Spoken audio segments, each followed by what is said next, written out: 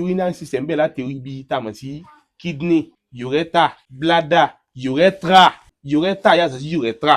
Ọ̀tọ̀ọ̀tọ̀ ni. Bẹ́ẹ̀ ni ureter ibẹ̀ là kàn á tó kan kidney, after ureter yóò kan bladder, after bladder yóò kan urethra. Àwọn ìyẹn agbègbè yẹn ni prostate wà. Tí wọ́n bá ní sọ̀rọ̀ yìí kí lọ́nà àbáyọ kó tó padà di prostate cancer. Ẹ rí àwọn àgbàlagbà jẹ́ pé ó máa fi ó sì tọ́ ni ó ti di prostate cancer náà. Màá kọ́ aláwọn oògùn tó já sí pé ti prophetic medicine. Inú wa máa dùn sá. Àti ti African medicine náà pẹ̀lú ìyọ̀nà náà. Kí ni mo bá wá bí? Kí ló gbé mi débí? Láti ìlú Abẹ́òkúta, a gbọ́ròyìn pé ẹnìkan ń bẹ lóṣogbo ó láwọn oògùn kan lọ́wọ́ tí wọ́n fi ń kojú àwọn àìsàn kọ̀ọ̀kan tí ń bá èèyàn fínra lágọ̀ọ́ ara bíi diabetes, bíi high blood pressure. Méjì tá a gbọ́ ń pa àwọn nìyẹn o tó torí ẹ̀ gbé wa wá sílùú Òṣogbo ń bí.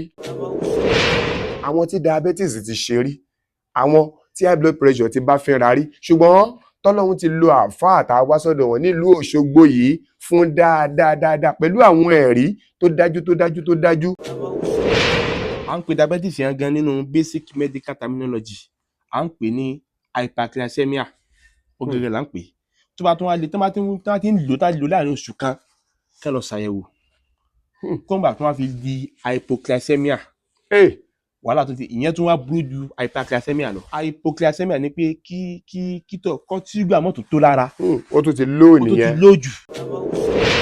Lára àwọn ìtọ́nà ti lò àsábàbí fún dáadáa ara ẹ̀ ní fertility wa. Infertility àìrọ́mọbí, either primary fertility or secondary fertility. Oríṣiríṣi nǹkan ló fà á. À ń pè kéèyàn ní endometriosis. Lára àwọn ìṣòro tí máa ń fa ìṣòro àìrọ́mọbí nìyẹn. Orúkọ yẹn náà dá endometriosis. A tún pè kéèyàn ní fibroid. Wọ́n pè ní fibroid myoma, fibroid leiomyoma. Àwọn ìṣòro ńlá ni tí máa ń fà kó máa fi lè rọ́mọbí. Bẹ́ẹ̀ ni tọkùnrin náà o. Àwọn àtọ̀, àwọn ìṣòro tí wọ́n bá tọ̀ ń bẹ ibẹ̀ láti rí azoospermia, oligospermia, cytospermia, oligoadenoteratospermia. Kí wá ní ọ̀nà àbáyọ táyé lè sí? Èyí owó jẹ́ ń bẹ̀, either kó jẹ́ azoospermia ni, cytospermia ni, necrospermia ni, èyí owó jẹ́ ń bẹ̀ káàkiri tó lè máa fà. Kí lọ́nà àbáyọ? Ó ní bí ká lọ wá nǹkan tá a mọ̀ sí ginger. Ṣùgbọ́n tó mọ yà yín lẹ́nu lọ́dọ̀ àfáà yìí lónìí ni wípé prophetic medicine wọ́n á máa ṣàlàyé ẹ̀ fún wa, ìbílẹ̀ medicine tó jẹ́ African medicine wọ́n á tún máa ṣàlàyé ẹ̀ fún wa. Lẹ́ni tí ò bá lè ṣe prophetic yẹn wàsá lè ṣe àṣìṣú àtàmọ́ ń ṣe ní ti ilẹ̀ ìbílẹ̀ wa ń bí. Eléyìí tó bá rọ kó wá lọ́rùn bẹ́ẹ̀ ni kó wá máa mú. Ẹ mọ́ fi sí comment section kí làwọn nǹkan tẹ́ fẹ́ béèrè lọ́wọ́ wọn, kí làwọn nǹkan tó ń ṣe àwọn èèyàn yín, kí làwọn nǹkan tó ń ṣe ẹ̀yin gangan. Ní comment section láti mọ́ ń kọ oríṣiríṣi ilẹ̀ tá a fi mọ́ ń lóore ọ̀fẹ́ àti béèrè káàkiri lọ́dọ̀ àwọn bàbá àtàwọn àgbààgbà tá a mọ́ ń lọ káàkiri yẹn. Ẹ mọ́ bá wa share, ẹ mọ́ follow ìkànnì yìí. Ọjọ́ méjì la mọ́ lò nílùú Òṣogbo ń bí pẹ̀lú àfáà wa yìí. Àdẹ́tù sì lóore ọ̀fẹ́ àti béèrè nǹkan míì sí. Adéyínká Àyìndé, ọmọ ìyá ilépo lọ́jà gbangba lórúkọ tèmi ń jẹ́. Akérèfínú ṣọgbọ́n tí rèlú àwọn ọlọ́gbọ́n lọ ṣọlẹ̀ ọpọlọ. Ṣé ẹ mọ̀ pé níkànnì Adéyínká Àyìndé live kí rọrùn ìgbáyé gbádùn kó lè dé bá ẹlẹ́ran ara bíi tiwa pàápàá jùlọ ọmọ ilẹ̀ adúláwọ̀ yálà lókè òkun àbí ní Nàìjíríà ká lè mọ gbégbèsè ayé ìrọ̀rùn níta torí ẹ̀ wá. Bó bá jẹ́ pé nǹkan méjì ni ó ṣàgọ́ ara wa láǹfààní bá a bá gbọ́ pọ̀ wà lọ́wọ́ ẹnikẹ́ni níbikíbi. Ọlọ́run fi àwọn èèyàn pàtàkì ńláńlá káàrí both home and abroad ó fi kẹwàá. Adéyínká ẹ mọ́ tẹ̀síwájú nínú ohun tí ẹ̀ ń ṣe. Mo ní kẹ́ ẹ fò ní gbọ́ gbogbo èèyàn olólùfẹ́ wa tí nǹkan ti ṣe rí ṣùgbọ́n tọ́lọ́run lu ẹnìkan àbí méjì fún yín sábàbí tó fi jẹ́ kó lọ. Bẹ́ẹ̀ bá mọrú àwọn ẹni bẹ́ẹ̀ ẹ kàn sí wa ká ṣàbẹ̀wò sí wọn kí wọ́n fún ọmọ Nàìjíríà kó jàǹfààní generally fẹ́ni tírú nǹkan bẹ́ẹ̀ bá tún ṣì ń ṣe. Mo wá fèsì fáwọn ẹni tí wọ́n sọ̀rọ̀ bàbá tá a wá bá lóṣogbo yìí fún wa. Mo ní àtó ní prophetic medicine àtó ní ìbílẹ̀ medicine tí ò bá ti ní mú wàhálà dání pé à ń pa ohun tọ́lọ́hun lòdì sí, à ń pa á pọ̀ mọ́ ohun tí ó fi ṣèwòsàn àgọ́ ara wa. Ẹja débẹ̀ ìdírè tá a fi gbéra láti ìlú Abẹ́òkúta wá sílùú Òṣogbo kò rọrùn. Adébàdàn láti Ìbàdàn agbọ̀nà títí Adóṣogbo. Ńgbà Adóṣogbo ká tó dọ́dọ̀ wọn èmi rè lẹ́ ń wò lórí báìkì yìí lọ́kadà gbé mi bọ̀ rẹ́mú. Ṣé mọ̀ pé wọ́n máa ń sọ pé Ọlọ́run ọba ní ń bẹ lẹ́yìn awakọ̀ mu, aláwòrán bí báyìí ní ń bẹ lẹ́yìn ajẹwàsùn. Ẹ̀yin Yorùbá ẹ mọ̀ pé kọjọ́ kumọ̀ náà ní ń bẹ lẹ́yìn alágídí ọmọ. Tó bá jẹ́ wípé lórí ká lè gbáyé gbádùn kí ìwòsàn lè dé bá àgọ́ ara wa. Ìkànnì Adéyínká Àyìndé Live yìí, Ọlọ́run ọba mi ló fi ọ̀pọ̀ àwọn èèyàn kẹ́ wa. A ní bàjẹ́ lójú yín, ẹ ní bàjẹ́ lójú Ọlọ́run. Pẹ̀lú ògo Ọlọ́run gbà bá kò ń bí ìrìn àjò ń gbé wa lọ sílùú Warri lọ́dọ̀ ẹ̀yin olólùfẹ́ wa náà ni tó jẹ́ adéfẹ́ tiwa tó gba tiwa púpọ̀. Ṣùgbọ́n ẹ jẹ́ mú eléyìí kúrò. Àlejò mi tòní wọn ò pè wá lórí fóònù pé hello sir, ẹ dákun ẹ wá ṣe interview fún mi. Meanwhile ọ̀pọ̀ èèyàn pọ̀ bẹ́ẹ̀ tí mo pè wá. Ṣùgbọ́n ìròyìn látẹ̀yìnwá tá a mọ̀ sọ pé ní gbé wa dọ́dọ̀ àwọn èèyàn kọ̀ọ̀kan tẹ́ ẹ̀ mọ́ rí wò tẹ́ ẹ̀ dẹ̀ mọ́ ń gbádùn wọn pẹ̀lú àwọn nǹkan tí ó kí àìsàn àgọ́ ara tẹ́ ẹ ti ń wò lọ látẹ̀yìnwá lórí ìkànnì wa. Ìròyìn yẹn náà ló gbé wa délùú Òṣogbo. Nǹkan ń ṣọ̀pọ̀ èèyàn, ẹjẹ́ àgbàgbé pé lókè òkun àbí Nàìjíríà nìkan kọ́lọ́hun ọba mi kó má fi àlàáfíà dà wá láàmú lágọ̀ọ́ ara ni. Ṣàmì tiẹ̀ ẹ bá wa dá orúkọ yín fún gbogbo ọmọ Nàìjíríà. Orúkọ mi ni Dr. Yusuf Adesokan Yusuf tí ọ̀pọ̀lọpọ̀ àwọn ń pè ní ìwòsàn ìdẹ̀kùn sonatic. Tí gbogbo èèyàn ń pè ní ìwòsàn ìdẹ̀kùn sonatic. Ẹ jẹ́ kí n kọ́kọ́ béèrè ìbéèrè yìí fáǹfààní gbogbo èèyàn tí ó mọ wò yín. Bẹ́ẹ̀ ṣe jẹ́ àáfàá yìí sà, ṣé mùsùlùmí nìkan làwọn tẹ́ ń ṣe nǹkan fún ni àbí gbogbogbò tó ti jẹ́ pé ẹlẹ́ran ara ni gbogbo wa sà? Gbogbogbò là ń ṣe ìwòsàn fún, torí pé kí ni ìwòsàn tó náà bá sọ̀kalẹ̀ fún gbogbo ẹ̀dá ni kì í ṣe nìkan. Gbogbo yòówù kó jẹ́ kì í ṣe mùsùlùmí nìkan, kó jẹ́ kìrìsìtẹ́nì, kó jẹ́ tí ì ṣe kìrìsìtẹ́nì, gbogbo yòówù ẹ̀sìn gbogbo tó wà jẹ́ ènìyàn à ń ṣe ìwòsàn fún. Tó bá ti jẹ́ dá èèyàn ẹ̀ ń ṣe ìwòsàn fún. Bàbá àwa kì í fẹ́ gba oògùn lọ́wọ́ èèyàn kó wá jẹ́ pé ẹ máa lọ gbìyànjú ẹ̀ láwọn eléyìí tẹ́ ẹ ti ṣe tó ń jẹ́ tó ti ṣiṣẹ́ fáwọn èèyàn tó lẹ́rìí gẹ́gẹ́ bí àwọn èèyàn ṣe fún wa níròyìn nílùú Abẹ́òkúta. Ẹnu àwọn èèyàn náà láti gbúròó yín pé high blood pressure Ọlọ́run dẹ̀ ń gbọ́wọ́ àáfàá kan ìwòsàn ẹ̀dẹ̀kùn nílùú Òṣogbo, Ọlọ́run ń gbọ́wọ́ wọn ṣe yánu. Ọ̀rọ̀ lórí ọ̀rọ̀ diabetes kò ṣe diabetes sà. Bàbá wọn lẹ́ ní solution ẹ̀ lọ́wọ́ tó ń jẹ́ tẹ́yìn náà dẹ̀ sọ pé ẹ̀rí wà fún yàtọ̀ sí tí àwa gbọ́ nílùú Abẹ́òkúta. Bó o ní ti diabetes yẹn ṣe jẹ́ sà? Diabetes yẹn à ń bẹ lọ́wọ́ bá kọ́nà kó máa pọn lórí dáadáa. Àmín. Torí pé ìwòsàn tá a bá ń ṣe a máa fi ń ṣe àfihàn sọ́dọ̀ lọ́ba náà ni. Bó ti yòókù dájú tó kí tẹsímọ́nì pọ̀ lórí ètò náà Ọlọ́run ọba ti ń ṣe ìwòsàn fẹ́ dà.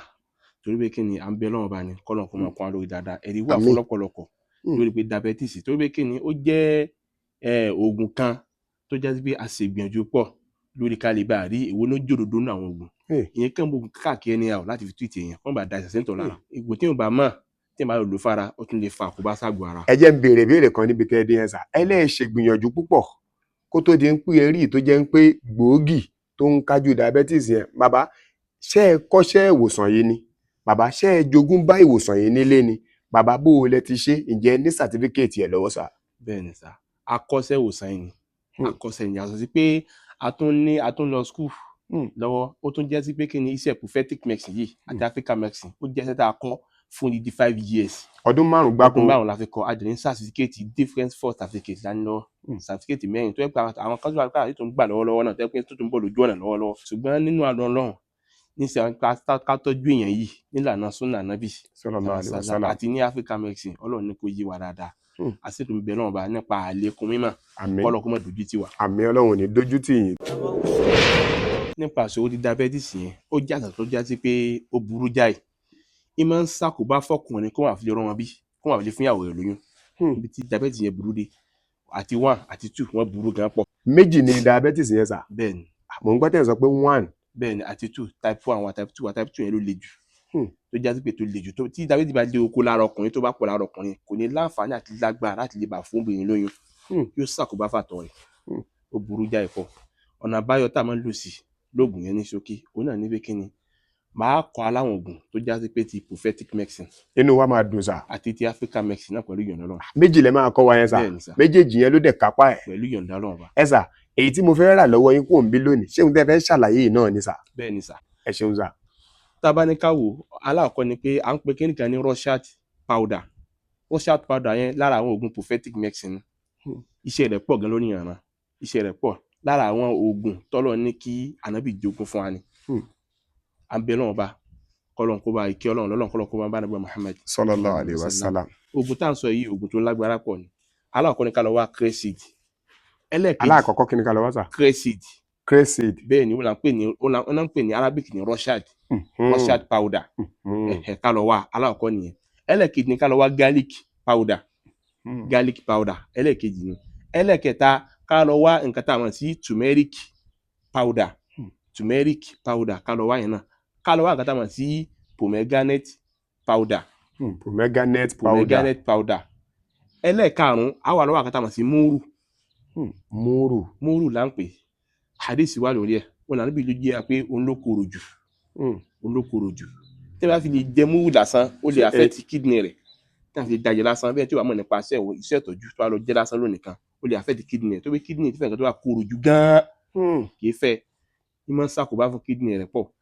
ká lọ wá á wá kérésìdì yẹn gbogbo àwọn pàdà dáadáa kan yẹn agolo kọ̀ọ̀kan á wà gbogbo àwọn powder tẹ dárúkọ yẹn agolo kọ̀ọ̀kan. lẹ́yìn yẹn á wà wá múrù yẹn ti kúrò ju ìdajì síbí lọ.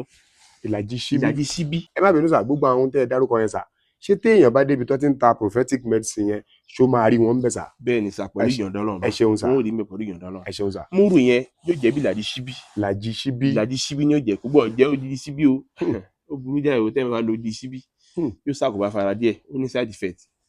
ìlàjì síbí ni yóò jẹ́ á wà dà papọ̀ táàtì wá dà papọ̀ báwo sì wá yẹn á wà ara fomi díẹ̀ sí ọ̀nà méjì la lè gbà ló yẹn a lè lo powder lásán a lè lo yẹn bí a kì í ṣàlàyé powder lásán torí pé tolómi yẹn ó lè mú wàhálà dání àwọn là ń sè yẹn bó lè mú wàhálà dání kí n ṣàlàyé ti powder tó pé àwọn ọ̀nà tẹ́tù gbà ló gan yóò pẹ́ díẹ̀ kẹ́mẹ̀ rí lò ṣùgbọ́n tolómi lásán powder lásán lè ṣàlàyé ẹ tó wá ní diabetes yẹn kó wá mọ bu síbí méjì sínú ògì bàbà.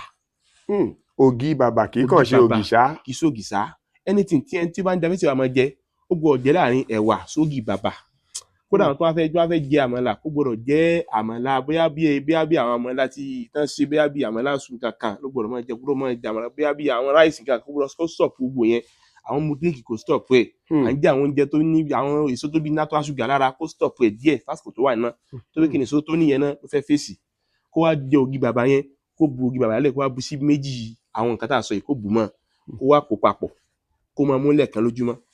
ẹ̀kan lójúmọ́ bẹ́ẹ̀ ni sà. láàárọ̀ ọ̀sán àbálẹ́ sà. àárọ̀ ló dá kó máa lò. àárọ̀ yẹn táwọn sọ yìí kó máa jẹ́ 2 hours before food ní ó jẹ́ torí pé nǹkan tá a sọ yìí 2 hours before food. ok before food kó tó jẹun. bẹ́ẹ̀ ni torí kí bó ṣe wà yẹn tó bá fi lè lò ó lẹ́yìn oúnjẹ ó lè gbòdì inú ẹ̀ ó lè múnú wọn wá torí pé àwọn yẹn tiẹ̀ bó ṣe wọlé yẹn yóò máa ṣiṣẹ́ lọ ni gbogbo àwọn nǹkan tó jọmọ́ infection gbogbo àwọn tó jọmọ́ blood sugar yẹn gbogbo àwọn tó jọmọ́ nǹkan tó fa diabetes yẹn yóò máa bá wọn fẹ́ yóò máa bá wọn jà ni tó wá lọ bóúnjẹ nínú lásìkò gbà yẹn ó lè mú nǹkan mi dání ó lè mú ohun dání ẹ pé kàn lọ́dọ̀ àwọn ọkàn gbà lásán ni pé ọkàn fún lóhùn pẹpẹ lásán kò lẹ́tí nǹkan iṣẹ́ rẹ̀ ní ṣe ṣùgbọ́n 2 hours before food yẹn yóò ti parí iṣẹ́ aró ti settle yóò wá jẹun lé oúnjẹ àwọn ṣiṣẹ́ bó ti yẹ kó ṣiṣẹ́ aláàkọ́ nìyẹn. ẹlẹ́ẹ̀kejì ní African medicine tí a lè lò ó ní pé à ń pe kíní kan ní ẹyin olóbe. bàbá tí oníbílẹ̀ la fẹ́ wọ̀ yẹn sà. bẹ́ẹ̀ ni sà. ẹ ṣeun púpọ̀ sà. à ń pe kan ní ẹyin olóbe. ṣẹ́yin olóbe ni sà àbí ẹ̀yin olóbe. ẹyin olóbe ni bẹ́ẹ̀ ni ẹyin olóbe ká wá ewé ẹyin olóbe tá a ti wá a kó dà sínú kíkan. ewé ẹyin olóbe yẹn ká wá a kó dà sínú kíkan bẹ́ẹ̀ ni orógbó tàmọ̀ sí peter kola ká wá òun náà ká gé sí wẹ́wẹ́ ká kó dà sínú pọ́ọ̀tù yẹn náà nínú ibìkan náà ká wá nǹkan tàmọ̀ sí egbò sàgárá. bẹ́ẹ̀ ni egbò sàgárá ká wò náà ká kó sínú kíkan àtọ́ à ń pè kan náà ní egbò mángò. egbò mángò bẹ́ẹ̀ ni egbò mángò àti egbò mángò ó wà káàkiri ọ̀rọ̀ bí tá a wà àwa wò náà á kó dà sínú kíkan. egbò ẹ̀. bẹ́ẹ̀ ni egbò ẹ̀ àwa wá kíkan àlè kó sí àtìlẹ́ kìí tá a kì í sínú ibì kan tájọ́ a kì í síbẹ̀ tán subhanallah káwa bomi sí kó mi kún kó mú lórí dáadáa káwa filẹ̀ fún 7 days. ok kìí ṣe gbígbé kaná kíkì ni àbí inú kẹ́ẹ̀gì dáa. bẹ́ẹ̀ ni káwa kì í káwa kó wà fún 7 days bẹ́ẹ̀. ọjọ́ méje after 7 days yẹn kẹ́ni ẹ máa mú short cup láàárọ̀ short cup lálẹ́ kó wa máa jẹ́ 1 hour before food láàárọ̀ 1 hour before food lálẹ́. short cup yẹn ò tí ì yé wa sa o. short cup yẹn ó túmọ̀ sí pé short cup tá à ń lò yẹn short cup irú etí máa ń bẹ lórí ṣìnáàp yẹn àfihàn yẹn tí ì bá rí short cup ó lè máa lo ṣíbí mẹ́fà ṣíbí mẹ́fà ó rọ́pò short cup ìta àgbàlẹ́wò tá à ń sọ yẹn ó rọ́pò rẹ̀ bẹ́ẹ̀ ni tí wọ́n ti wá ń lò bẹ́ẹ̀ kó wa máa lò bẹ́ẹ̀ lọ kó làgẹ́ yẹn sọ di powder. èèyàn tún lè sọ di powder bẹ́ẹ̀ ni báwo lèèyàn ṣe lè sọ di powder. ẹ ṣeun sá èèyàn ò gun gbogbo ẹ̀ papọ̀ tí àdìgún ẹ̀ bá kọ̀ tán ẹ wà filẹ̀ ẹ̀ nà sá fẹ́rẹ́fẹ́ tí ajá ń sọ tó wá ti wá gbẹ tán ẹ wà sọ di powder. tí ajá ń sọ powder náà ẹ wà tó na powder náà pẹ̀rẹ́fẹ́ mọ́ dàbí 7 days sí 6 days lẹ́sìn nàlá sórùn díẹ̀ òun tẹ́ nàlá sí ẹ mọ́jọ jẹ́ nùrùn tí ó mú hàn ń ta ẹ nàlá sínú ilé tó wí kí ni àwọn òun tó wá mú hàn ń ta ó tún ní àwọn kan tí èròjà kan tí máa ń kó lára nǹkan tá a lò yẹn tí máa ń kó lára rẹ̀ á wà nàlá sínú ilé àṣà sẹ́wọ̀n dè sí á máa mú pẹ̀lú ògì bàbà síbí kan láàárọ̀ síbí kan lálẹ́ subhanallah àbí Ọlọ́run kọ́lọ́run kó máa sáré sọ̀rọ̀ yìí tá à ń sọ yìí kódà gan àwọn tá ń wúwà lé tá ń jẹ ara àwọn tá à ń jẹ iṣẹ́ wọn sọ pé àwíwá tó tà sí ìta ṣùgbọ́n ọlọ́ba lọ́ba tí ń sẹ́yìn lẹ́sùn lọ́wọ́. ọ̀pọ̀ èèyàn á máa sọ ń pè ẹ̀ tú àṣírí síta ṣùgbọ́n kò sáǹfààní nínú mọ̀ tí èèyàn mọ̀ tí ò fi mọ ẹlòmíì.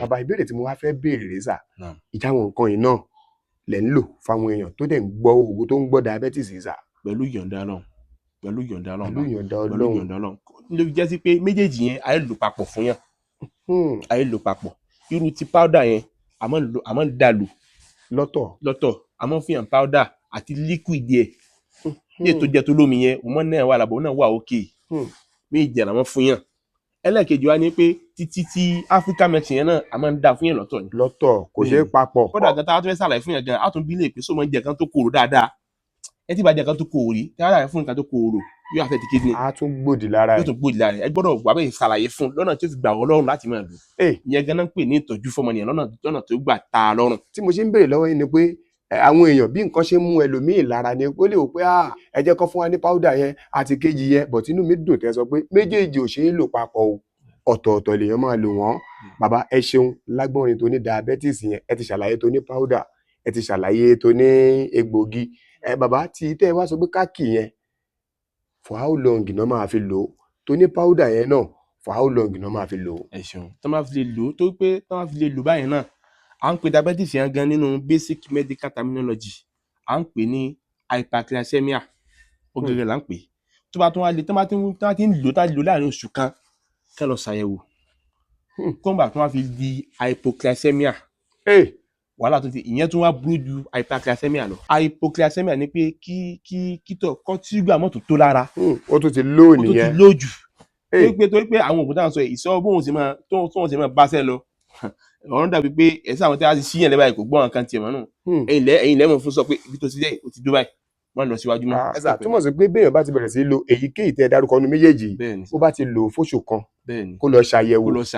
àtúwò bí ibo ló bá a dé ẹ ṣeun púpọ̀ sà á ní dààmú láṣẹ ọba mi Èdùmàrè ṣé ẹ mọ̀ pé mo máa ń sọ fún gbogbo àwa tí à ń wo fọ́nrán yìí báyìísàn ò bá ṣèwọ ó ṣe ò ṣe ọ̀ọ́lẹ́ nìkan táìsàn ń ṣe lára gbìyànjú dákun jọ̀ọ́ bá mi ṣíà fọ́nrán yìí bá mi pín in káàkiri bí kan nú àwọn èèyàn níbi tí wọn náà ṣíà ẹ̀ sí bá ti ṣe kinní tó bá ṣiṣẹ́ tó dáhùn tó bá ń ṣàdúrà fún ẹ àdúrà ti bá mi ó ti bẹ́ni tó fi ilẹ̀ kò sí kókó nú páńwòrán yìí àṣíà ẹ̀ ẹjẹ́ àjọ mọ́ kẹ́kọ̀ọ́ ẹjẹ́ àjọ mọ́ fi ohun tá a bá ní tó mọ̀ ṣe láǹfààní lágọ̀ọ́ ara ẹjẹ́ àjọ máa yọ̀ǹda ẹ̀ nítorí òní kọ́ ìyẹn bàbá a kúrò lórí ọ̀rọ̀ ti diabetes sà ẹjẹ́ á bọ́ sórí ọ̀rọ̀ ti high blood pressure yẹn nítorí pé ìyẹn náà ń bá ọ̀pọ̀ èèyàn fínra. táwọn dákọ̀ ti high blood pressure àìsàn kan náà ní tó le gan nípa àmọ́ kọ́ọ̀lù fún stroke tó bá yá nípa àmọ́ kọ́ọ̀lù fún stroke. ní mọ̀ jẹ́ kí rọpárọsẹ̀ ó ṣèyàn tó bá yá. bẹ́ẹ̀ni torí pé táìmù yẹn àrò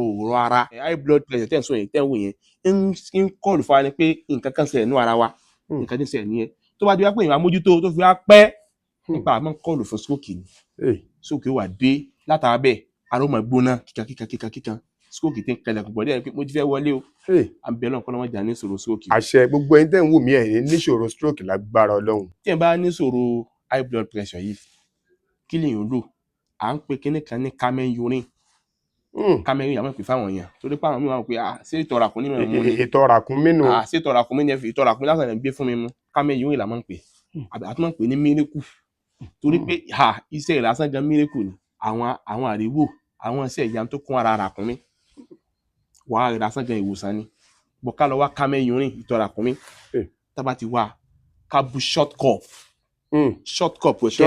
yẹn gáàsì nìyẹn o gáàsì kan ẹ ṣeun sá short cup kan ká bulẹ̀ ká wá bu oyin síbí kan mọ́ oyin síbí ká bu mọ́ ká máa mú bẹ́ẹ̀ ní 1 hour after food láàárọ̀ lẹ́yìn oúnjẹ ni pé tá a lò síwájú oúnjẹ ó lè gbòdì kábíyèsí Olódùmarè torí pé tí èèyàn bá kan lò lásán tí èèyàn kan jẹ́ pé èèyàn gbọ́ ọmọ lògùn lásán láti pé èèyàn wádìí ẹni tó nímọ̀ nípa rẹ̀ ó lè gbòdì láàrin yẹn after food ni yóò máa lò láàárọ̀. Before food ni ti diabetes. Bẹ́ẹ̀ni. After food ni ti after food lélẹ̀ bẹ́ẹ̀ni. Láàárọ̀ àtàlẹ́ bí ṣe àwọn jẹnu. After food láàárọ̀ 1 hour after food náà ní alẹ́. 1 hour after food láàárọ̀. Bẹ́ẹ̀ni 1 hour after food ní lálẹ́. Bẹ́ẹ̀ni. Tí ẹ bá ti wá lò yẹn èèyàn wà tó ń lọ wá nǹkan tá a mọ̀ sí Malakat liquid. Tí ẹ bá dọ́dọ̀ àwọn tanta prophetic medicine yóò rí bẹ́ẹ̀. Malakat liquid yẹn bó ní í ṣiṣẹ́ ó ní pé èèyàn wà síbí 6 rẹ̀ péré èèyàn bù sínú kọ́ọ̀pù. Síbí 6 péré èèyàn bù sínú kọ́ọ̀pù. Síbí ti àgbàlagbà àbí tọmọ kékeré. Tàgbàlagbà 6 èèyàn bù sínú kọ́ọ̀pù. Torí pé tó wá ní high blood pressure yẹn náà kì í rọrùn sùn bọ̀rọ̀ wọn ò ní wá bọ̀rọ̀. Mo tiẹ̀ ṣe ń bọ̀ lórí ìyẹn náà pé àìsàn àìróorun sùn ètò ń bá àwọn èèyàn náà fẹ́ra o. Bẹ́ẹ̀ni kódà gan Malakat liquid tá a sọ yìí gan ìyá aláya sẹ́ni fẹ́ dìbò àrùn sùn gan náà. Kábíyèsí. Bí jẹ́ ń ṣiṣẹ́ fún high blood pressure bẹ́ẹ̀ náà ní iṣẹ́ fún ohun sísun náà dìbò àrùn sùn náà pẹ̀lú ìyọ̀dọ̀ náà bá.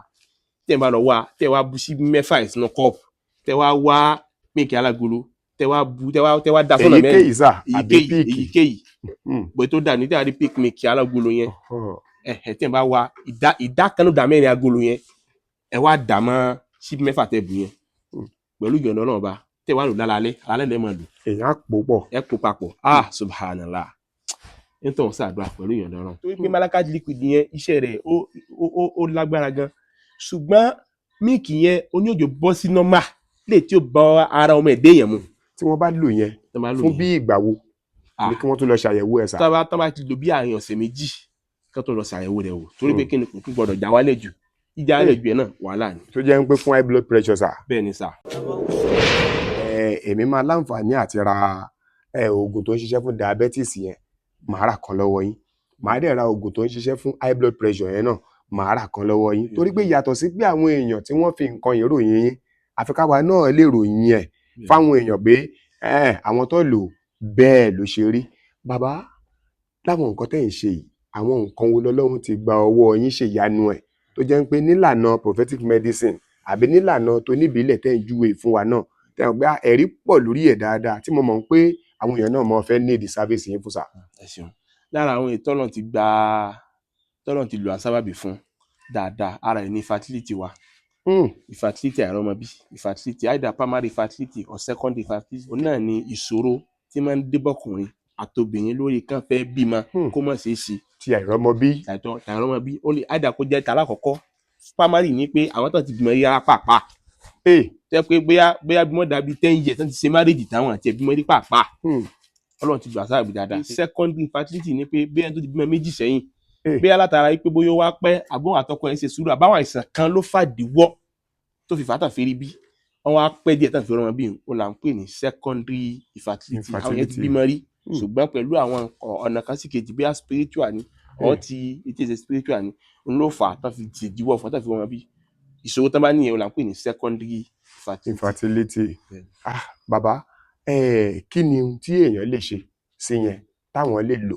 Ẹni tó bá já sí pé ó bá ní ìṣòro yẹn ìṣòro jẹ́ sòjọ́ tó kẹnu gan pọ̀ ṣùgbọ́n nǹkan táwọn kan ṣe ní pé tí ẹ bá lọ sí hospital ni ó ṣàyẹ̀wò oríṣiríṣi nǹkan ló fà á ń pè kéèyàn ní endometriosis láàárọ̀ ṣòro tí máa ń fa ìṣòro àìrọ́mọbí nìyẹn. Orúkọ yẹn náà ò da endometriosis. Bẹ́ẹ̀ni so wọ́n yọ látara àwọn ọkọ̀ tó jẹ́ pé ó kọ àwọn ilé ìgbé yẹn ti yọ àtúnpè kan ní fibroid wọ́n pè ní fibroid myoma fibroid leiomyoma àwọn ìṣòro ńlá ni tí máa ń fà kó máa fi lè wọ́n bí káwá zoom kó wá lọ sí hospital wọ́n wá ní kò ní ìṣòro kankan kò wá ní ìṣòro kankan wà pé àkíwá ló ṣẹlẹ̀ ẹlẹ́ẹ̀kejì wá ní pé wọ́n wà going to spiritual lọ́nà wo la gbà lórí spiritual ó ní pé wọ́n ṣe rúkìá fún káwá tó ṣe rúkìá fún àwọn ìbéèrè kan wà lẹ̀ tá a béèrè tó bá jẹ́ ń pàgbẹ́ ló ń bẹ lára rẹ̀ tó fà tó fi ṣèjúwọ́ tó fi fà tó fi wọ́n bí yẹn àmọ́ látara àwọn nǹkan tá a ti rí practical àti theory ní ó jà mọ́ a ṣe rúkìá fún tí ó bá jẹ́ mọ́ ti rúkìá gan tó ṣe rúkìá fún náà bákan náà ni kò sí yàtọ̀ náà pé kí wàá la fẹ́ ṣe a lo ti spiritual a lo ti medical rí rìsọ́ọ̀tì nǹkan tó wá kù tí ó ṣe ni pé yóò wá oyin gidi yóò wá original honey yóò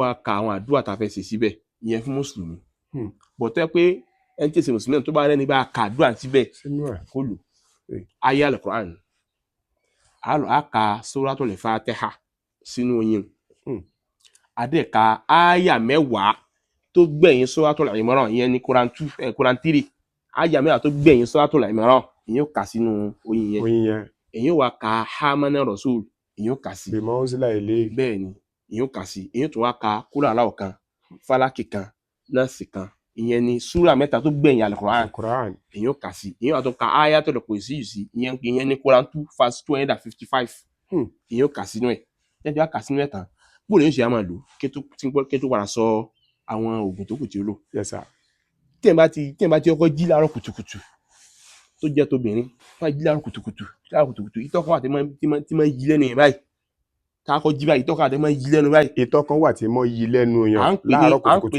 à ń pè ní ìtọ́kàṣì tí máa yí lẹ́nu báyìí máa yí lẹ́nu báyìí máa yí gan lẹ́nu ọ̀pọ̀ yẹn máa tú dànù ni bọ́ iṣẹ́ ìwòsàn ni o ìwòsàn gidi ni ìtọ́ tá à ń tú dànù yẹn ìwòsàn ni bẹ́ẹ̀ ni ìtọ́ yẹn máa tí a yọ jí báyìí ìtọ́ yẹn kọ́ wà lẹ́nu yẹn tí ó yí lẹ́nu kí ẹ̀ wá mú obìnrin ní kó lélẹ̀ kó wá mú ìdérí oyin kan kọ́fọ̀ oyin kan kó bù ú tó wáyé pé 1 litre lórí kó wá mú ìdérí 1 litre yẹn kó fi bu omi oyin kó bù sẹ́nu lẹ́yìn ìgbà náà ṣàdúrà sí tán kó wá bù kó fi gbé tọ́ ẹ̀mí sọ́hùn subhanallah pẹ̀lú ìyọ̀ǹda Ọlọ́run ba pẹ̀lú ìyọ̀ǹda Ọlọ́run ó ṣiṣẹ́ fún àìrọ́mọbí pọ̀ fún àìrọ́mọbí ó ṣiṣẹ́ fún. ẹ ṣàṣe gbogbo ìgbà tó bá ti ń fẹ́ máa bu oyin yẹn náà máa ṣàdúrà yẹn àbí tó bá ti ṣe lẹ́ẹ̀kan yẹn ó ti parí nìyẹn sá. tó bá ti ṣe lẹ́ẹ̀kan yẹn ó ti parí.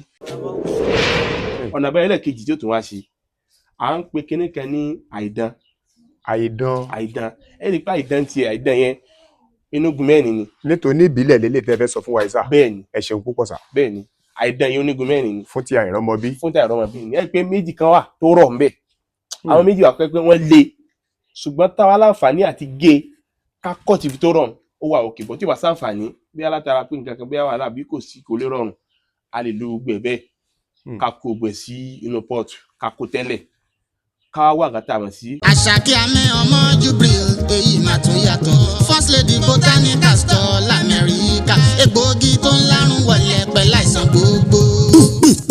First Lady Botanical Store Àṣàkẹ́ Àmì ọmọ Jubril ló pé ẹni tó bá dákẹ́ tara rẹ̀ àbá dákẹ́ káyé ó má mú ni kí wọ́n má lo ni mọ́gbà káwa náà lálùyọ kóògùn má borí wa la fi gbọ́dọ̀ gbé ìgbésẹ̀ iléeṣẹ́ kan ṣo tó ṣe fọwọ́ ẹ̀ sọ̀yà l'Amẹ́ríkà nípa kábániṣètò ìbílẹ̀ àbítú àdúrà tí yóò mú ni bọ́ lọ́wọ́ ogun ayé Àṣàkẹ́ Àmì ọmọ Jubril làwọn èèyàn lọ First Lady Botanical Store làwọn èèyàn yà sí ní New Jersey l'Amẹ́ríkà àwọn ẹjẹ́ bíi dóògùn ìbílẹ̀ àwọn baba wa fọ́nírúurú ohun tá a bá fẹ́ gbogbo ewé àtegbò tẹ́ bá nílò pátá First Lady Botanical Store lẹ́ ó ti rí oyin gidi ọṣẹ gidi àtàwọn ohun èlò míì àwọn ètò ti wà nílẹ̀ láti kojú àwọn ìsàn bíi àìlèṣedéédé ọlọ́mọkùnrin ẹ̀jẹ̀ ríru tá a mọ̀ sí hypertension ìtọ̀ ṣúgà tá a mọ̀ sí diabetics àìróorun sùn ìjúnú obìnrin tá a mọ̀ sí fibroid lọ́wọ́ ewé àtegbò lọ́dọ̀ Àṣàkẹ́ Àmì ọmọ Jubril gbogbo àdáwátì ẹ̀yin nílò àwọn ohun èlò àdúrà bíi tùràrí yanduala bintu sudan àti bẹ́ẹ̀ bẹ́ẹ̀ lọ àwọn nǹkan ìyọnu gidi tí mo ní tẹ̀síwájú First Lady Botanical Store Àṣàkẹ́ Àmì ọmọ Jubril ni ẹ máa lọ ní New Jersey USA ẹ máa pè tàbí WhatsApp +18622706019 Àṣàkẹ́ Àmì Botanical Store for all spiritual needs. ká wà gàtà mọ̀ sí pòròpórò ọ̀kàràbà pupa yẹn ká kó mọ́ ká wà gàtà mọ̀ sí ẹ̀rù sírí kì í ṣẹ̀rù alámọ̀ o ẹ̀rù sírí. òun tún yàtọ̀ sẹ́rù alámọ̀. bẹ́ẹ̀ ni ẹ̀rù alámọ̀ ni ìtàn tí ẹ pé wọ́n ti la kíní inú ẹ̀ kò sí síìdì ẹ̀ mọ́nú ẹ̀ ìpò ẹ̀ tó ní ẹ̀rù sírí ìyẹn ni pé tí náà ti là kán wá kó pọ̀ díẹ̀ kán kó náà mọ́ kán wá kán alábẹ́rẹ́. kán alábẹ́rẹ́ tó wà. bẹ́ẹ̀ ni èmi kan ò gbọ́ rí. tọ́ba ní kán alábẹ́rẹ́ kán tún wá irú kán kó kàn rí bọ̀ tó yẹ pé kán mi nàbá rí ni kán jẹ́ kó tó bí agolo kan bọ̀ irú àìdán yẹn tiẹ̀ kó n tó bí tó bá lè rí bí nǹkan tá a mọ̀ sí bí 30 kí lè bá ń sòdì wọn fún un láti soso wọn tó bá tó bí 30 àbí 29 yòówó kó tàbí kó mọ aláàdì táìmù yẹn aláàdì òǹkà yẹn wọn lè jó pọ̀ jù bẹ́ẹ̀ lọ láti soso wọn ìpìlẹ̀ là ń fún wa á sì là ń fún wa yẹn kán wá bẹ́ẹ̀ kán wá nǹkan tá a mọ̀ sí ẹ̀rù sírí yẹn náà kó náà pọ̀ díẹ̀ táwọn lè bí wá tó bí 3,000 naira ó wà òkè kán kó náà bẹ́ẹ̀ kán wá bí anything tó bá ti lè rí tó jẹ mọ́ kánwó yẹn yàtọ̀ sí kánwó alábẹ́rẹ́ bí àtọ̀mọ̀ kánwó alábẹ́rẹ́ kánwó yẹn náà bí ìlàjì agolo àbí wọn á rí kán tò sí bọ́tà gbé ànọ́dá kánwó mi ní ẹlẹ́yìn ló tó bí agolo kan kán wá bù sí táwọn tó wá bù sí tán kán wá bomi sí kó kún kó mu lẹ́múlẹ́mú dáadáa nínú pọ́ọ̀tù yẹn kó mẹ́kún lórí ẹ̀ dáadáa kán wá kọ́ bùlàjì sí omi táwọn bù sí yẹn kán sòsò wọn rẹ̀ kán mọ lítà tómi yẹn jẹ́ kán mọ̀. omi àkọ́kọ́ tó máa kọ́ bù sí sa. omi tán bù sí yẹn gbọ́dọ̀ mọ lítà tó jẹ́ ó dẹ̀ ní reason gbọ́dọ̀ bomi sí anyhow ó gbọ́dọ̀ jẹ́ lítà omi tí ó mú lórí yẹn ká ní kíní yìí o 5 litre ni ó mú lórí o kíní yìí 6 litre ni wọ́n mà wọ́n wàá bu ìdajì omi yẹn wọ́n kọ́ bù sí wọ́n ṣe kíní yẹn síbẹ̀ wọ́n ṣe àmì yẹn síbẹ̀ sára pọ́ọ̀tù yẹn tábà tí wọ́n ṣe wọ́n sì wá da ètò kù síbẹ̀ tí ó fi mú lórí wọ́n sì wá bù síbẹ̀ tábà bù síbẹ̀ tẹ̀ máa yẹn wọ́n wà kó iná bò.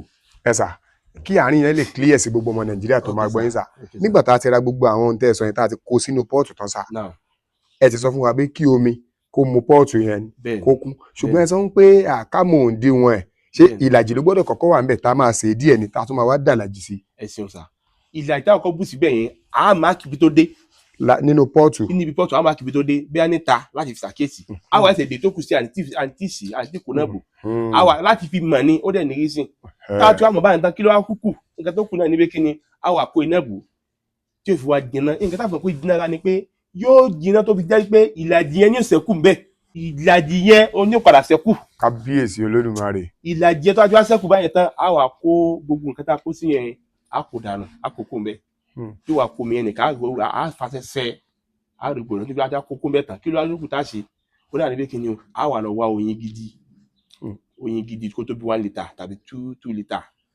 kó tó wá tó bí 1 litre bí 1.5 litre ó wà òkè ká lọ wá ká wá dà mọ́ ká tó tún gbélé náà again. tá a bá ti dá oyin yẹn sí ká tó tún gbé kaná. ká tó tún gbé kaná again kó yẹn lè da ọkọ̀ káàkiri kó lè wọ̀ papọ̀ dáadáa ká lọ mú short cup kan láàárọ̀ short cup kan lálẹ́. ìyẹn gáàsì kan láàárọ̀ gáàsì kan lálẹ́. kó wá jẹ́ ó lè jẹ́ ìyẹn lè jẹ́ glass cup glass cup normal glass cup ló lè jẹ́ bẹ́ẹ̀ tá a ti àwọn mú láàárọ̀ ẹ rí i pé ìjọ yẹn yóò ti tutù ká máa gbé gbóná.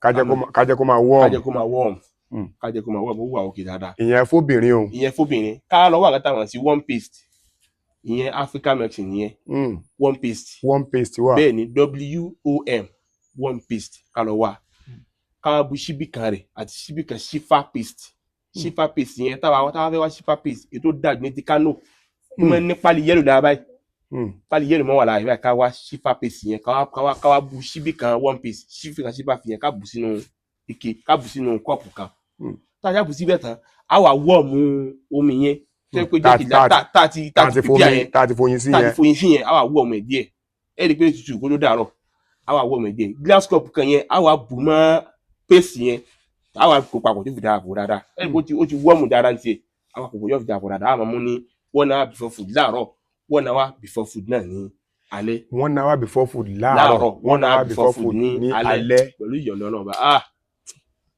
ọlọ́ọ̀bá ní í ṣe Ọlọ́run ò ní pàlàkà yín sà nígbà tí mò ń sọ lẹ́ẹ̀kan mò ń sọ̀rọ̀ pé àwọn èèyàn sọ pé àfáà ilẹ̀ ni yìí ó bẹ̀ẹ̀ àwọn ní prophetic medicine yẹn ni o tọ́pọ̀ àwọn èèyàn máa ń pè ní àwọn àfáà onísúnnà nígbà tá a bá ti rí nǹkan ọ̀bàjẹ́ lọ́wọ́ ẹnikẹ́ni àtàfáà o àti pásítọ̀ o àtòníbílẹ̀ ni o tá a bá ti rí ohun tó jẹ́ nǹkan ọ̀bàjẹ́ ṣùgbọ́n tó jẹ́ ohun tó máa ṣe àgọ́ ara wa láǹfààní pàápàá jùlọ ẹni táìsàn kan àbí kejì àbí míì ń dà láàmú a sì mọ́ béèrè àwọn nǹkan míì o ṣùgbọ́n mo fẹ́ kẹ́ ẹ tún sọ nǹkan ẹyọ kan fún wa tọ́lọ́run ti gba ara yín tó ti fi jẹ́rìí sí nǹkan tí ń ṣe àwọn èèyàn lágọ̀ọ́ ara láìsàn sà. ẹ ṣeun lára àwọn nǹkan tọ́nà tó lò àṣà àbí dáadáa òun náà ní títí ààrẹ náà ní ti azoospermia yẹn ìyẹn ní ti kí ẹyin má sínú àtọ̀ ọkùnrin. ayé yẹn á dáa nítorí pé bẹ́ẹ̀ sọ tóbìnrin yẹn tọkùnrin lẹ fẹ́ gbé wa wọ̀ yìí wọ́n á wá sọ wípé ẹyin ọkùnrin yẹn ó lẹ̀ kò lè dọmọ. tá a bá ní pé ìṣòro tá a mọ̀ sí azoospermia short name fún ni wọ́n short tí ó kọ yẹn ni but full name ẹ̀ ní oligoadenoteratospermia ohun gangan ni full name fún ìyẹn náà yọnu basic medical terminology náà ti yọ nínú rẹ̀ tá a bá ń dákọ̀ sọ̀rọ̀ yìí nǹkan tí wọ́n fà sọ̀rọ̀ pọ̀ gan ara kan ni pé ara kan tọkùnrin bá ń jẹ bí àwọn oúnjẹ tó jẹ tí ò dáa ó lè kó bá tọ̀ tí ó pa gbogbo àwọn ẹyin náà àtọ̀ pátápátá ẹlẹ́ẹ̀kejì ni pé tọkùnrin bá ń ṣiṣẹ́ láwọn ibi tó yẹ pé ó ti mú ooru gan tó mú ooru bẹ́ẹ̀ bí àwọn fún ibi tó mú ooru gan tó yẹ pé ó hìtì gan ó lè ṣàkóbá fàtọ̀ yẹn. àwọn tí ń ṣe ń bakery náà. ń ṣe bakery náà bẹ́ẹ̀ ni ó lè ṣàkóbá fàtọ̀ yẹn bẹ́ẹ̀ lọ kí wàá ní ọ̀nà àbáyọ táyé lè sí èyí owó jẹ́ ń bẹ̀ ẹ̀dà kó jẹ́ azoospermia ni cytospermia ni necrospermia ni èyí owó jẹ́ ń bẹ̀ káàkiri tó lè máa fà á kí lọ́nà àbáyọ oníbi ká lọ wá àgàtà àmọ̀ sí camel powder. camel powder kí la pè ní camel powder òun náà ni wàrà ràkúnmí tí wọ́n ti sọ di powder lẹ́yìn camel powder yẹn ká wá ginger powder náà sí bọ̀ ká jẹ́ kíkọ́ chat powder yẹn pọ̀ kẹ́rẹ́sìdì kó pọ̀ iṣẹ́ tó ṣe náà iṣẹ́ tó pọ̀ ni. ó ti dàrú mímí náà lójú o. bẹ́ẹ̀ni mo tún ti gbọ́ Russian powder o. bẹ́ẹ̀ni ẹ̀kẹ́ ilé máa bá wa la o ṣe mọ̀ pé Bẹ́ẹ̀ni. ìlànà tí kì í ṣe ìlànà tó lọ ti wá sà. Russian powder yẹn òun gẹ́gẹ́ náà ń pè ní Arabic Cressid òun gẹ́gẹ́ ní English name fún. bẹ́ẹ̀ni tá a ti wá camen powder and ginger powder àti Cressid kí n pè bá powder Cressid powder tá a ti wá báyẹn tán ẹ̀nà ká wá clove táwọn tí kànáà fòrò ká lọ wá yẹn náà ká jẹ́ kó náà wà pé ogbẹ́ kó tóbi agolo kọ̀ọ̀kan ṣùgbọ́n ìta mọ̀ sí Cressid yẹn kó tóbi agolo 3 àti camen náà kó náà tóbi agolo 2 fún òṣùwọ̀n tá a fẹ́ mọ̀ wọ́n bá fẹ́ mọ̀ yóò pọ̀ àwọn fòṣù yẹn wọ́n lọ ìyẹn náà ká lọ wá àkàtà mọ̀ sí Bacchidunus. ẹ sà ṣé tá a bá ti dáko ẹ níbi tí wọ́n ti ń ta prophetic medicine bẹ́ẹ̀ni àti yé bẹ́ẹ̀ni wọn àti yé wọn Bacchidunus là ń pè Bacchidunus là ń pè táwa rí Bacchidunus náà kò sábúrú mbẹ kò sábúrú mbẹ táwọn pé bẹ́ẹ̀ àlè má rántí bí a bá ti pè é kankan kò sábúrú mbẹ táwa ju wá ìta sọ yìí ká wá dà papọ̀ sójú kan ká kó papọ̀ dáadáa tátà papọ̀ tán ká lọ wá nǹkan táwọn sí à ń pè kàn ní King Horse capsule. King Horse capsule. bẹ́ẹ̀ni tẹ́wá jọ́dọ̀ àwọn tó ń ta prophetic medicine wọ́n ti mọ̀ káwọ́ náà capsule ni ká lọ wá nǹkan tá a mọ̀ sí maca powder maca powder yẹn ó gbajúmọ̀ gan a ti mọ̀ ìyẹn ò kọ́ mọ̀ ìyẹn ò ṣe nǹkan tó pamọ́ yóò gbajúmọ̀ ká wá yẹn náà tá a ti wá gbọ́dọ̀ sí àwọn ìlú ni pé ká dàgbẹ́ papọ̀ mọ́ra wọn yàtọ̀ sí capsule yẹn lẹ̀ ká dà papọ̀ mọ́ra wọn tá a dà papọ̀ mọ́ra wọn tán ká máa bu síbí méjì ká máa fi mu oyin ká bu oyin náà síbí méjì pààrọ̀ náà sí méjì ká darapọ̀ sínú kọ́ọ̀pù ká fi omi gbóná díẹ̀ sí àgbẹ̀ yóò fọ́n pèsè omi gbóná díẹ̀ sí yẹn á máa mú láàárọ̀ 1 hour before food lálẹ́ náà 1 hour before food pẹ̀lú ìyọ̀nà náà bá àtọ́n. capsule yẹn ń kọ́ sà. capsule yẹn tiẹ̀ á máa fi lò ó á máa fi lò tá a ti prepare kankan ìtàn á máa mú capsule yẹn kóró méjì á dà sẹ́nu á máa mú ìta prepare yẹn á fi gbé mi. a fi lò ó ẹ̀sà ìtẹ̀sọ yẹn tá a ti prepare lẹ́yìn òun ló máa jẹ́ omi tá a máa fi lo capsule yẹn sà bẹ́ẹ̀ ni sà. ní 1 hour before food láàárọ̀ 1 hour before food náà ní alẹ́. a jẹ capsule méjì láàárọ̀ la máa fi kíní yẹn lò lálẹ́ náà capsule méjì àtún fi lò pẹ̀lú ìjọ̀nà ọ̀rọ̀ bá ó ṣe ìyára àyàṣẹ fún irú kan bá. ó ṣe ìyálàyà ṣẹ́ testimony wà lórí ẹ̀ pẹ̀lú ìjọ̀nà ọ̀rọ̀. ẹ̀sà ṣé kíní tá a sọ́ọ̀sì náà ni wọ́n ń pè ní low sperm count sà. ìyẹn òun náà ni ṣùgbọ́n ó jẹ́ gẹ́gẹ́ bí ó kọ fún gbogbo wọn gẹ́gẹ́ bí déètì náà ṣe jẹ́ ó kọ fún gbogbo déètì àkójọpọ̀ kọ ni abẹ́ déètì náà ni ajíwà wà ó náà ni dèbínú wà ọ̀pọ̀lọpọ̀ ó kọ gẹ́gẹ́ náà ni low sperm count náà ṣe jẹ́ ó kọ fún gbogbo rẹ̀ abẹ́ low sperm count type low sperm count lẹ́tì máa rí azoospermia cytospermia lubiospermia gbogbo ìbẹ̀rẹ̀ ti máa rí. túmọ̀ sí pé ohun tá a sọ yìí náà ó ṣiṣẹ́ fún low sperm count. bẹ́ẹ̀ low sperm count yẹn là ń pè ní oligospermia ìyẹn ni pé àtọ̀ wà nù àtọ̀ rẹ̀ ẹyin wà nù àtọ̀ ìgbọ́ pọ̀ tó tí ò bá dẹ̀ pọ̀ tó kò lè dánmọ́. bẹ́ẹ̀ ni bàbá a ní dààmú lágbára Ọlọ́run a dẹ̀ ní wáyé tì. gbogbo ẹni tí àìsàn ń bájà níkànnì wa àbí ń bò míì Ọlọ́run á yọ kó lára kó wá ẹni tá àìsàn ò bájà Ọlọ́run ní fi àìsàn bá onítọ̀hún jà. ẹ̀sà nǹkan tún wà táwọn olólùfẹ́ wa ọ̀pọ̀ wọn máa ń pè wá mẹ́sẹ̀jì wa lórí ẹ̀ pàápàá jùlọ ní Nàìjíríà ń bí àtàwọn tó wà lókè òkun wọ́n á ní prostate enlargement wọ́n ní wọ́n ń pè ní ìsétọ̀ ṣé ẹ mọ̀ pé àwọn kan wà wọ́n á sọ pé ìsétọ̀ wọ́n ń tọ̀ sírí mi ò dẹ̀ morúkọ kejì tó tún máa ń sọ pé àpọ̀jù tọ̀tún nìyẹn ń tiẹ̀ a lè máa sọ̀rọ̀ báyìí bá a ṣe ń sọ̀rọ̀ yìí ó lè ti tọ̀ bí ẹ̀mẹ́wàá lẹ́nu gbà tá à ń sọ̀rọ̀ yìí ṣùgbọ́n tí ìsétọ̀ yẹn sà ṣé rẹ́mẹ́dì wà fún lọ́dọ̀ yín sà kó lè já àǹfààní fún gbogbo ojú tó ń wò yín sà. pẹ̀lú ìyọ̀ǹda Ọlọ́run rẹ́mẹ́dì wà fún. ní ìjẹ́ ti treat ẹ̀ rí testimony wà lórí ẹ̀ pẹ̀lú ìyọ̀ǹda Ọlọ́run testimony wà lórí ẹ̀ bí mẹ́rin ọ̀tọ̀ọ̀tọ̀ pẹ̀lú ìyọ̀ǹda Ọlọ́run bá testimony wà lórí ẹ̀. tọ́lọ̀ bá ní pé irú ẹni tó tá di tweet gan òun gan lè mọ̀ tọ́lọ̀ bá ní kóun gan máa wà nígbà yóò mọ̀ testify pẹ̀lú ìyọ̀ǹda Ọlọ́run testimony wà lórí ẹ̀. kábíyèsí bàbá. tá a bá ní ká wo nǹkan tá a mọ̀ sí prostate enlargement tí yóò bá ṣọ́ra sí wọn nípa àwọn di prostate cancer. ló ń di prostate cancer. bẹ́ẹ̀ni prostate enlargement yẹn òun gẹ́gẹ́ ní nǹkan àkọ́kọ́ tí wọ́n ti ń kojú tí ìdojúkọ máa ń ba prostate yẹn ààyè tó wà lámọ̀ sí ààyè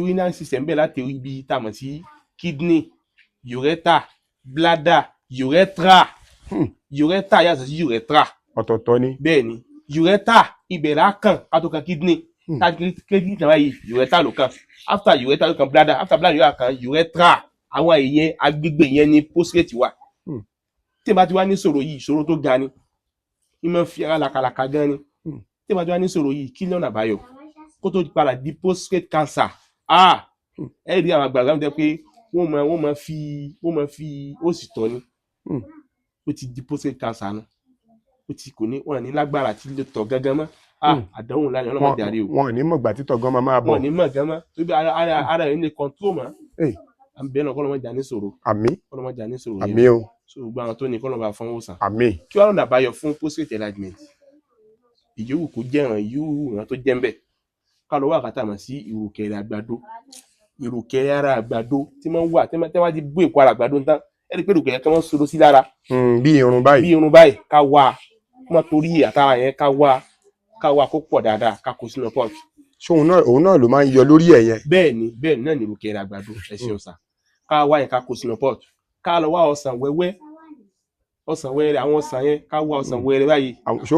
òròǹbó bẹ́ẹ̀ ni ẹ̀sìn ká wó òròǹbó ká gé sí wẹ́wẹ́ ká lè dàbí ọ̀nà mẹ́rin gan ó wà òkè ká kó mọ́ tá a bá ti kó mọ́ ká wá gbáná bò ká sè é ká kó sínú pot ká bomi sí lórí ká wá sè é ká jẹ́ kó omi yẹn mú lórí ká wá sè é ká kó náà bò ká sè é tá a bá ti wá sè é tán kẹ́ni ẹ máa mu short cup kan láàárọ̀ short cup kan lálẹ́ subhanallah ó ṣiṣẹ́ fún tààràtààrà. ẹ sà ṣé òrombó yẹn ṣá máa fún ni àbí tá a bá ti gé kéékèèké ká dà sí i. tá a bá ti gé kéékèèké ká kàn là báyìí ká tó ń là báyìí kó kí ara rẹ dáadáa ká wá dà síbẹ̀ ká wá bomi gbóná ká wá bomi sí lórí ká wá sè ká kó náà bò ká sè kó jiná dáadáa bá jiná ó máa change colour á máa mú láàárọ̀ one hour before food lálẹ́ náà one hour before food. twice in the day nìyẹn. bẹ́ẹ̀ni ká lọ wá àkàtà mọ̀ sí nahana gbígbẹ nahana ó wà òkè ó kọ́mọ̀ ó gbajúmọ̀ gan nahana ọdún náà nǹkan Africa prophetic medicine ni ṣùgbọ́n gbajúmọ̀ náà ń bì ó ti gbajúmọ̀ gan nahana ká wà tá a ti wá nahana yẹn ká wá sè é pẹ̀lú clove powder àti ginger powder ká wá kó náà bò. kí la máa fi mọ̀ pé ó ti jiná sà. ẹ̀sìn yóò change colour. ó máa change colour. yóò tún wá change taste yóò dàbí pé ó fẹ́ dùn. ó fẹ́ dùn lẹ́nu lẹ́yìn ìgbà yẹn tán àwa máa mú bíi short cup kan àtúwá ní kí n short cup yẹn àwa bu shifa paste díẹ̀ mọ́ síbi kan àbò mọ́ shifa paste yẹn mo sọ fún alẹ́ kan pé tó dájú ní ti Kano. bẹ́ẹ̀ni shifa paste pọ̀ táwọn yẹn sì ti Kano ló dájú. ẹni yẹ́lò ní ara ẹ̀. bẹ́ẹ̀ni àwa bù mọ́ àwa máa mú ní síbi kan láàárọ̀ síbi kan lálẹ́. síbi kan láàárọ̀ síbi kan lálẹ́. bẹ́ẹ̀ni. fún ti iṣẹ́ wo nìyẹn náà ń ṣe sà. ń ṣiṣẹ́ fún prostate enlargement. prostate enlargement àti tàkọ́kọ́ tẹ̀ sọ yẹn àti kejì yẹn ẹ má bínú ọ̀rọ̀ rọrùn ẹni tó fi rọ̀ àwa lọ́rùn kọ́ ló fi rọ̀ àwọn lọ́rùn n tó rọ̀ wọ́n lọ́rùn kọ́ ló rọ̀ àwa lọ́rùn àfáàfẹ́ wúkọ́ díẹ̀ ni so òun ló ṣokùnfà tí òun wọn fi lọ ọlẹ̀ díẹ̀ bí ẹ bá ní kémi náà ṣàlàyé ohun tí wọ́n ń ṣàlàyé látàárọ̀ yìí ẹ mọ̀ gbé gbogbo ẹ̀ gbági ni ẹ bá wa gbà á bẹ́ẹ̀ nítorí pé ọjọ́ méjì la mọ̀ lò nílùú Òṣogbo ń bí pẹ̀lú àfáà wa yìí àdẹ́túnṣe lórí ọ̀fẹ́ àti béèrè nǹkan míì sí afa ẹ ṣeun púpọ̀ o gbogbo ohun tẹ́ ẹ sọ yìí àwọn kan wà wọ́n lákíkanjú tí wọ́n bá ti gbọ́ nǹkan wọ́n máa ṣe wọ́n dẹ̀ máa kọ̀nfàmù ẹ̀ ẹni tó ti ṣerú ohun tẹ́ ẹ sọ ìrí náà tó tún máa kọ̀nfàmù ẹ̀ comment section bí n tá àfa yẹn sọ wọ́n rí i sọ ṣé ẹ mọ̀ pé fún wa ní tìbílẹ̀ ẹ dẹ̀ fún wa ní ti prophetic ẹ ṣeun púpọ̀ àdúpẹ́ o ṣùgbọ́n fáǹfààní àwọn tó yẹ pé ọ̀nà wọn jì àbí wọn ò lóore ọ̀fẹ́ àti ṣe ẹ sà ǹjẹ́ ẹ lè bá èèyàn prepare àwọn nǹkan yìí tí wọ́n bá fẹ́ kẹ́ bá wọn prepare sà. pẹ̀lú ìyọ̀ǹda náà pẹ̀lú ìyọ̀ǹda Ọlọ́run ẹ lè bá yàn prepare. bẹ́ẹ̀ni láì ní sábòsí pàápàá. láì ṣe kí ni sà. láì ní sábòsí. láì ní ṣe àbòsí pàápàá. tó wọ́n máa ń sábòsí ń bẹ̀ máa ń sábòsí láwọn ni máa ń sábòsí. tí wọ́n ní mú kínní pé nǹkan tó ń sọ Ọlọ́run láì wọ́n àtún máa dákẹ́. látara pé dandan gbọ̀n kí wọ́n wá ṣe lọ́dọ̀ mi kí wọ́n wá ṣe lọ́dọ̀ mi Ọlọ́run tí ò jẹ́ kẹ́ ẹ ṣe àbòsí lónìí bàbá àbòsí ò ní gbẹ̀yìn ọ̀rọ̀ yín lọ́la lágbára Ọlọ́run tó fáǹfààní ẹ̀yin tí ẹ bá fẹ́ ṣe ẹ lórí ọ̀fẹ́ àti ṣe àáfàá láwọn ò yọ kúrò ńbẹ̀ àwọn òdẹ fi kún déédéé báwọn náà ṣe ń lò fáwọn èèyàn tọ́lọ́wọ́ dẹ̀ ń ṣe àmì sí àbí bẹ́ẹ̀ kọ́ bẹ́ẹ̀ ni wọ́n ti yọ̀ǹda ẹ̀ fún wa yẹn afá ó yẹ kí n ní kẹ́ yọ̀ǹda ẹ̀rọ ìbánisọ̀rọ̀ yín ṣùgbọ́n èmi kì í fẹ́ kí jàǹbá ó máa ṣẹlẹ̀ sí gbogbo olólùfẹ́ wa àtẹni tí fọ́nrán yín máa dọ́dọ̀ ẹ̀ torí pé wọ́n ti ṣe jàǹbá fún wa rí o a máa fi nọ́mbà síbẹ̀ gbogbo ẹ̀ la máa fi síbẹ̀ táwọn èèyàn lè fi bá àwọn èèyàn wa sọ̀rọ̀ àwọn àlejò wa sọ̀rọ̀ ṣùgbọ́n ṣe ni láàánú pé àwọn agbórí ẹ̀rọ ayélujára ṣe jàǹbá wọ́n á yọ nọ́mbà wọ́n á yọ tàwọn àlejò wa kó ń bẹ̀ tí wọ́n bá wá post ẹ̀ àwọn èèyàn máa bi wọ́n pé how can we get this man's contact wọ́n á ní DM tẹ́ ẹ bá DM wọn wọ́n á charge yín pé 20,000 10,000 là ń gbà o ṣẹ́ni tí nǹkan ń ṣe kò ní wojú owó pé kí n sáà ti rí wòsàn kí n ti rí gbàlà wọ́n ń gba owó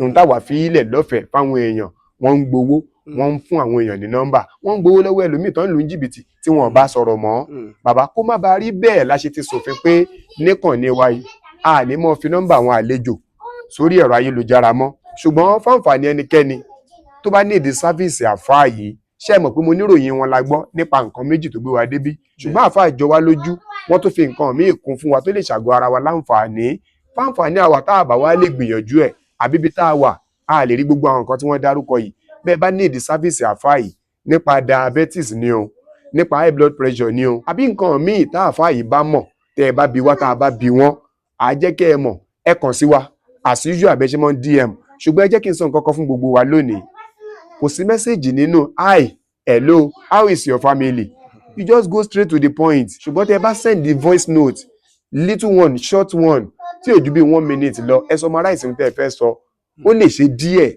ká busy ní rédíò àbí ká lọ kọ nǹkan kan níta èmi náà ni màá padà reply yín nítorí pé matter tó bá wà confidential PO lẹ́tọ̀ọ́ àti gbọ́ nígbà tẹ́ bá lè ti ń type òun ló máa reply but tó bá jẹ́ ń pé voice note èmi ni màá dá yín lóhùn ìdí rèé tẹ́ ẹ̀ fi ní mọ̀ rí nọ́mbà ẹnikẹ́ni nínú àwọn àlejò wa lórí fídíò àbí fọ́nrán tá a bá gbé wá sórí social media ẹ DM ìbájẹ́ Facebook lẹ́ti wò ìbájẹ́ TikTok ìbájẹ́ Instagram ẹ chat wa àyọ̀ǹda nọ́mbà àfáàyè fún yín ọlọ́run ló fún wa lórí ọ̀fẹ́ látàbẹ́òkúta débàdàn dóṣogbo tá a fi wá àti wá nìyẹn ọlọ́run ló máa san wá lẹ́san rẹ̀ ọlọ́run ló fún àfáà náà lórí ọ̀fẹ́ tí wọ́n grant interview tá a wá ṣe fún wọn ọlọ́run ló máa san àwọn náà lẹ́san ọlọ́run ló dẹ̀ máa san kó wá wa náà lẹ́san ìyẹn èyí tẹ́ ń share tẹ́ ń comment tẹ́ ń like tẹ́ ń jẹ́ kí fọ́nrán wa kó máa go viral ẹ ṣé o adúpẹ́ àmọ̀rírì yín o àfáà ìdí nìyẹn o ó yẹ kí n ní kẹ́ ẹ pè tẹlifóònù nọ́mbà yín ṣùgbọ́n pẹ̀lú àlàyé tí mo ṣe ìṣóyè yín sà àfáǹfààní ẹ̀yin tẹ́ ẹ bá fẹ́ kí àfáà bá yín prepare kí wọ́n dẹ̀ gbé ránṣẹ́ sí yín nílùúkìlú tẹ́ ẹ bá wà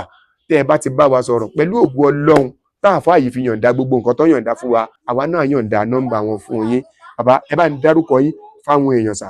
orúkọ mi ni Dr. Yusuf ìwòsàn ìdẹ̀kùn Sonetic.